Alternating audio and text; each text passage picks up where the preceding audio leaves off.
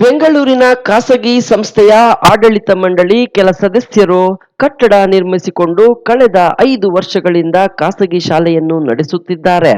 ಆದರೆ ಸುಮಾರು 50ಕ್ಕೂ ಹೆಚ್ಚು ವರ್ಷಗಳ ಇತಿಹಾಸ ಹೊಂದಿರುವ ಹೆಸರಾಂತ ಮಾರುತಿ ಪ್ರೌಢಶಾಲೆಯನ್ನು ಮುಚ್ಚಿಸುವ ಹುನ್ನಾರ ನಡೆಸುತ್ತಿದ್ದಾರೆ ಎಂದು ಹಳೆಯ ವಿದ್ಯಾರ್ಥಿಗಳು ಆರೋಪಿಸಿದರು.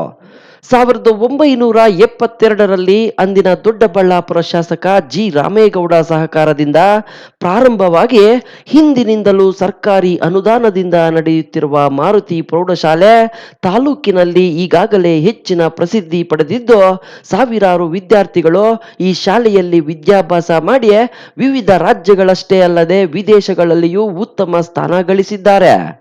ಆದರೆ ಈ ಶಾಲೆಯ ಆವರಣದಲ್ಲಿ ಖಾಸಗಿ ಆಂಗ್ಲ ಮಾಧ್ಯಮ ಶಾಲೆ ಸ್ಥಾಪಿಸುವ ಮೂಲಕ ಸರ್ಕಾರಿ ಅನುದಾನಿತ ಶಾಲೆಯನ್ನು ಮುಚ್ಚುವ ಹುನ್ನಾರ ನಡೆಯುತ್ತಿದೆ.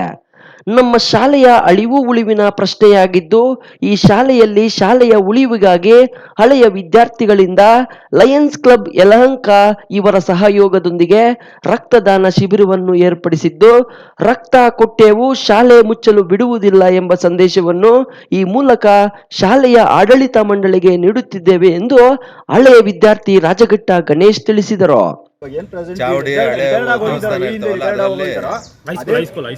ಅದೇ ಮೇಸ್ಟ್ರುಗಳ ಇಲ್ಲಿ ದೇವಸ್ಥಾನಗಳಲ್ಲಿ ಚಾವಡಿಗಳ ಕೆಳಗಡೆ ನಡೆಸ್ತಾ ಇದ್ರು. ಆ ಟೈಮಲ್ಲಿ ರಾಮೇಗೌಡರು ಶಾಸಕರಿದ್ರು. ಆಗಿನ 72 ಆ ಟೈಮಲ್ಲಿ ಅವಾಗ ಸರ್ಕಾರದಿಂದ ಅನುದಾನ ಬರುತ್ತೆ.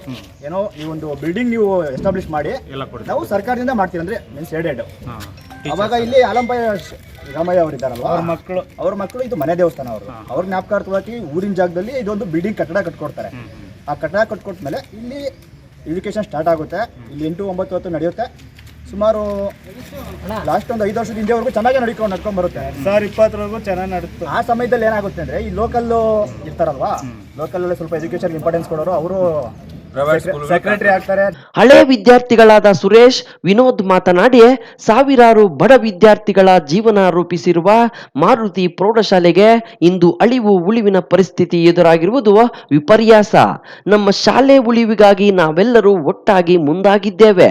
ಸುತ್ತಲ 10 ಹಳ್ಳಿಗಳ ವಿದ್ಯಾಭ್ಯಾಸಕ್ಕೆ ಮೂಲವಾಗಿರುವ ಸರ್ಕಾರಿ ಅನುದಾನಿತ ಶಾಲೆ ಮುಚ್ಚಿಸಿರುವ ಹುನ್ನಾರ ನಡೆಯುತ್ತಿದೆ. ನಮ್ಮ ಶಾಲೆ ಬಿಟ್ಟುಕೊಡುವ ಮಾತೇ ಇಲ್ಲ. ಇದು ನಮ್ಮ ಶಾಲೆ ಎಂದರು.